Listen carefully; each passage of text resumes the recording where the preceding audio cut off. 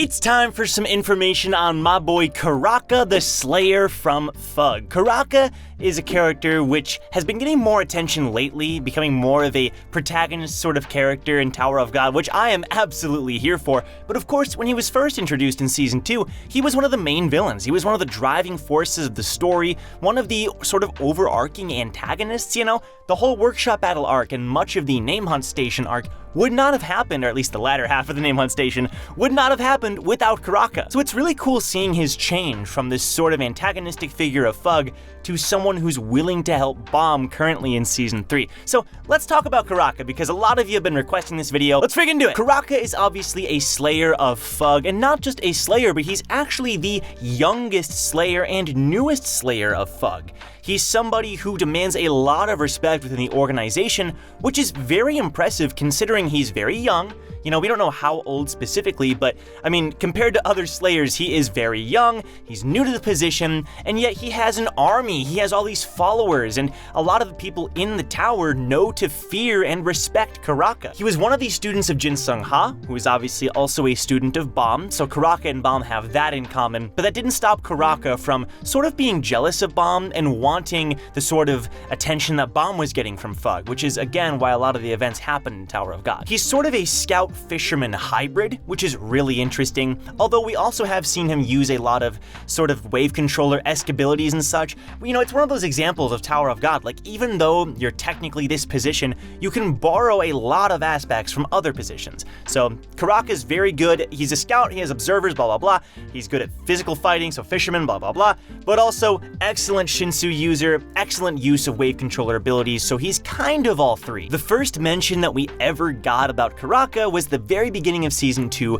actually from Mule Love of all characters. Love sort of implied that Viol might be similar to Karaka, because Karaka was somebody who, as a regular, while he was taking tests, was given sort of these special assignments from FUG, and some of these special assignments were like, you know, kill a specific regular, assassinate them during one of the tests, or maybe make all the other regulars fail, you know, it was like these little goals that were sort of given to Karaka, possibly to test him even further, but Love's own interpretation was sort of to mock the rules of the tower, which actually make a lot more sense, because if you think about it, the whole testing system itself was originally like, you know, the Guardians, they put it into place, the administrators of the tower, but Jihad and his, you know, his cronies, they essentially kind of took it over, you know, it's sort of, I don't know, it's a representation of the government of the tower in a way, and so FUG is sort of making fun of that organization. The first time we meet Karaka, he's meeting with Jin Sung, and Karaka has a lot of these, you know,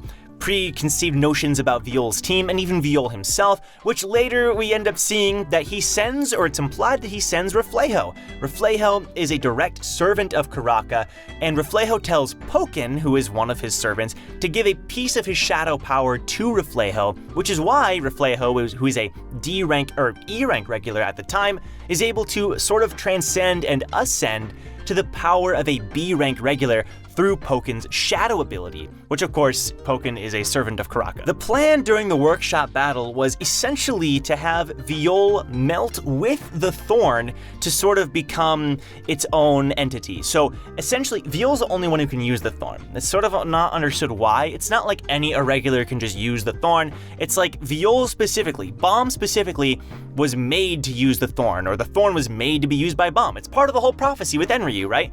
So Karaka's theory was, okay, well, let's merge Bomb or Viol with the thorn, which is what was attempted during the workshop battle, and then that way Karaka himself could use the thorn. Obviously that didn't work, and eventually we meet Pedro the Death Eye, who is another one of Karaka's servants. If you notice, a lot of Karaka's minions have this like death moniker, the Death Eye or Death Lady, you know, which we'll get to in a minute.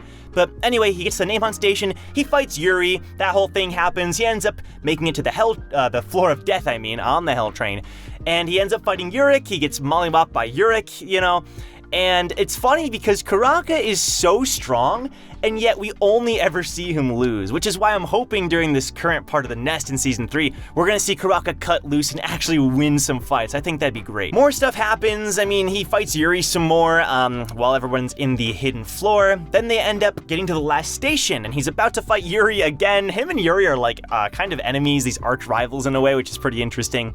And then of course, the current point in Season 3 is that after Jin Sung was captured, Karaka decided that rescuing his master was more important than any, rivalries he has with any of the members of Bomb's team or any rivalry he has with Bomb himself.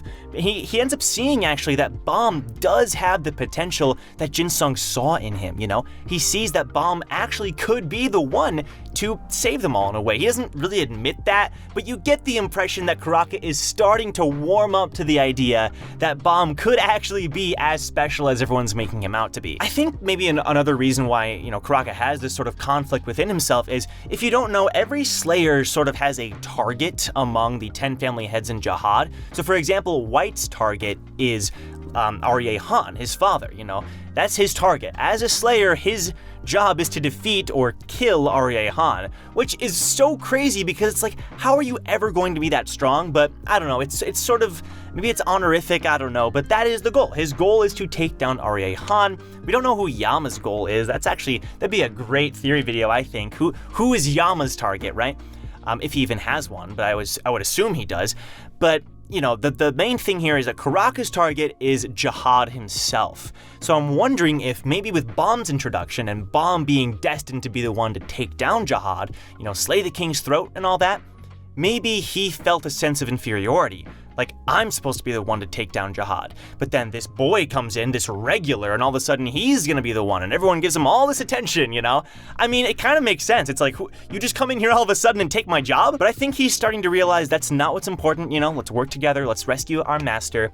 And he started to have this, there's this sort of mutual respect now between Bomb and Karaka, which is actually so cool. At the current point in the story, he is with Doan, and they're fighting through the Gakcha Doseng cat tower and all that. Really cool stuff, but that is currently where we are with Karaka's history. Now would be a good time to talk about his minions. So I already mentioned Reflejo and Pokin, who's like this shadowy figure that was sort of with him when we first met Karaka.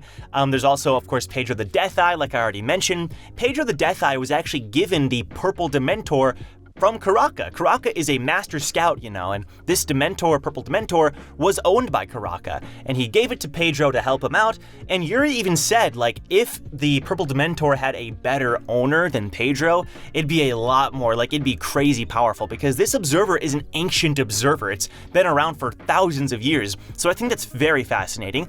But aside from those three sort of servants, Reflejo is like a regular, so he's kind of different, but you get what I mean. Aside from them, we also have Death Lady, who I see Death Lady as almost like Karaka's, not his right hand, but sort of, she's appeared more than the other servants, which I think is pretty cool. Maybe almost like his emissary or something, or the person that he gives direct orders to, she's always kind of staying with him, which is pretty interesting. She has a cool design. Then you have Death Karambit, who uses these karambits, which are kind of like knives or daggers. I totally didn't have to look that up, by the way. He also has a cool design, but we haven't seen that much from him. All of his minions we saw fighting various rankers during the last station, which was pretty cool.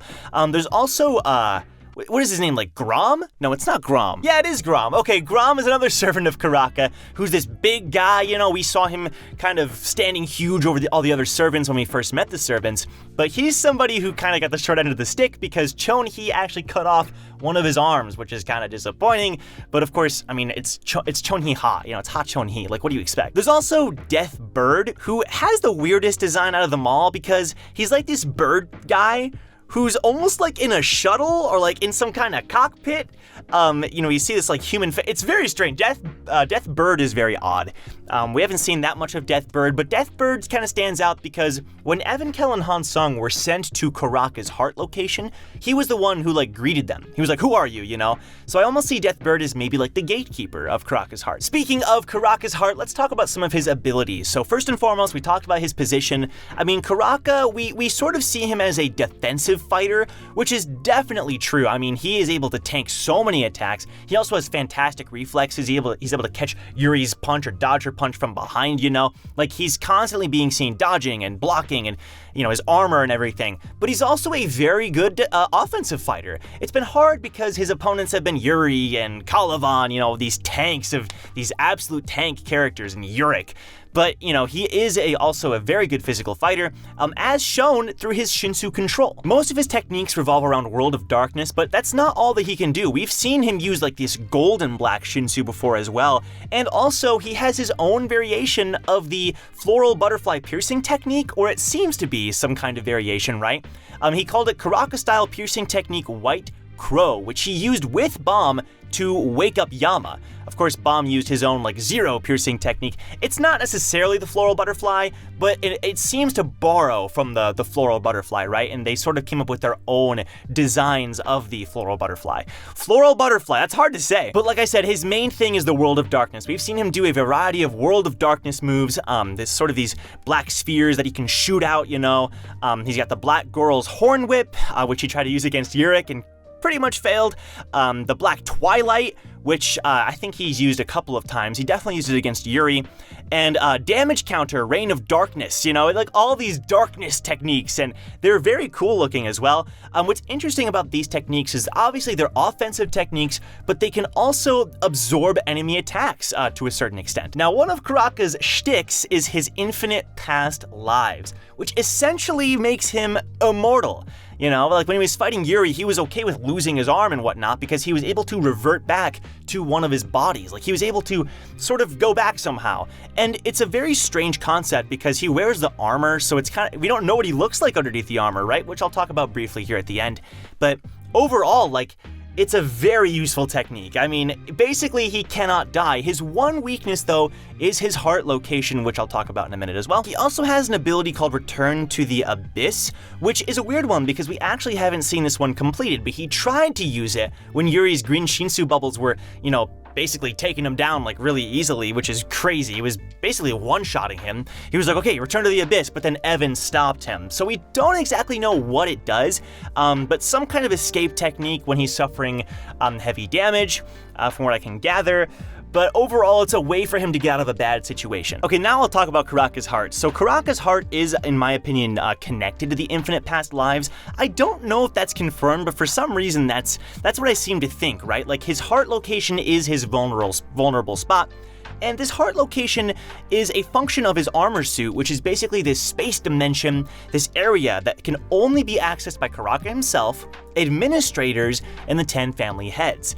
Now, that's pretty interesting, right? Nobody else can enter. And if you wonder, well, Evan Kell and Han Sung entered. That's only because the administrator of the second floor sent them there. So again, everything is there for a reason. So I don't know, it's considered a form of immortality for Karaka. As long as his heart stays, safe, he's fine. Which tells me sometime Karaka might not be okay if one of the family leaders ends up making their way in there. I don't know. It seems like if you're going up against the family leaders, but your one weakness is something that can be accessed by the family leaders, it's kind of terrifying. He also has his armor suit, which was given to him by Jin Sung. It's a great quote where Jin Sung is like, I'm giving you this armor not for revenge, but basically to protect yourself. This armor is your defense, it's for your survival, right? Jin Sung cares about Bomb a lot, but we have to remember he also cares about Karaka. He's his other student. He's his first student, or at least first student compared to Bomb. This armor suit has abilities like an observer. He's able to sort of see things from very far away. We saw that during the name hunt station.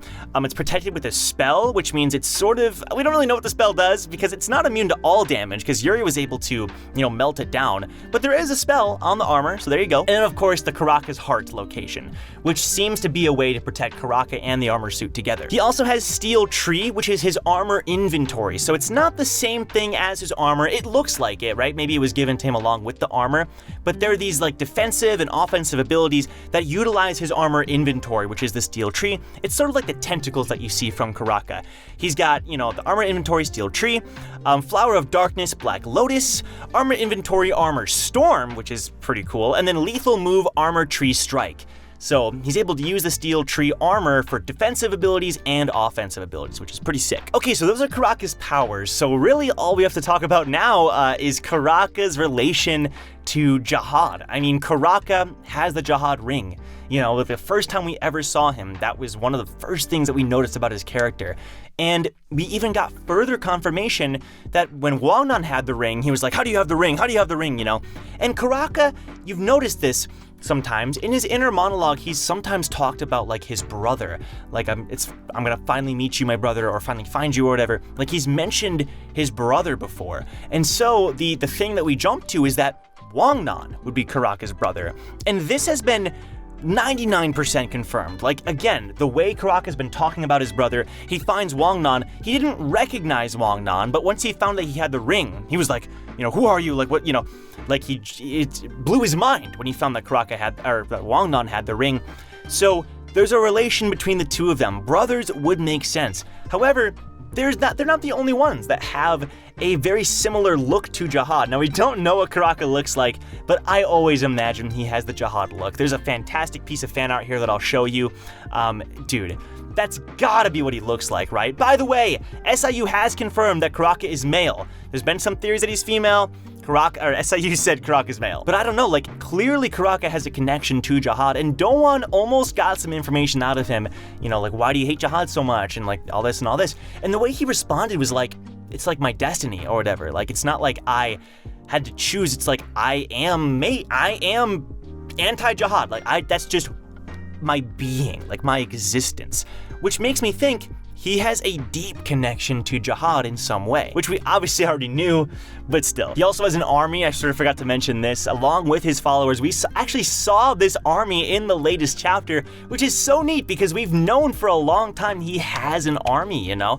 But, you know, we're making history, dude. These chapters are making history because I was gonna make a video on Karaka, and then we actually saw his army. Like, it's perfect timing. And lastly, the last thing I'll say, because I'm gonna make a whole video talking about the Jihad brothers and everything going on there. The last thing I'll say is SIU specifically said that Karaka is one of the driving forces of the Tower of God story. Obviously as a Slayer, obviously as one of Jin Sung's students, but I feel like his connection to Jihad is probably the biggest reason why he's such a big deal. If I missed something, let me know in the comments. I'd love to hear what you think about Karaka. Maybe there's information that I missed out on, or just what's your favorite thing about Karaka? Like, why do you like Karaka? Karaka is such a popular character. Why do you like Karaka? I'd love to hear your thoughts in the comments down below. Like the video, subscribe if you want to see more Tower of God content. Patrons, you know how much I love you guys. You are absolutely the best, especially the sponsors of the channel. Thank you guys so much for your support. Discord server down below, you know the drill. And with that, I'll see you guys in my next Tower of God lore video.